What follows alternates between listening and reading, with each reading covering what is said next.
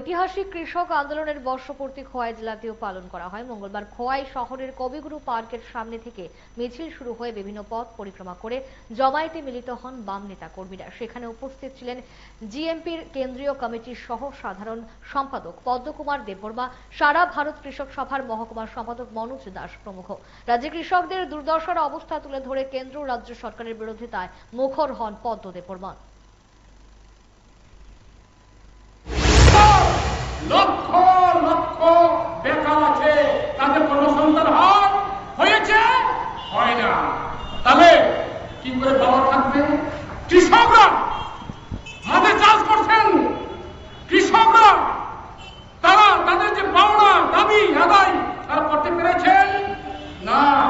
যদি কোন নারী মহিলা স্কুল ছাত্রী কলেজের ছাত্রী তাদেরকে যদি জিজ্ঞেস করা হয় আপনাদের অবস্থা ভালো না, কেন ভালো না? রাস্তা চলতে পারে না, বাড়ি হয়ে থাকতে পারে না। খোয়াইয়ে মুড়ি মুড়ি বদলা হয়েছে এই 7 বছরের মধ্যে। আপনারা নিশ্চয়ই জানেন ডেপুটেশন হয়েছে, তাদেরকে এখন সে কারাগারে থাকতে হচ্ছে। নারী ইজ্জত লুণ্ঠন করছে, এটা বেড়েছে, এটা কমেনি। কিসের ভালো?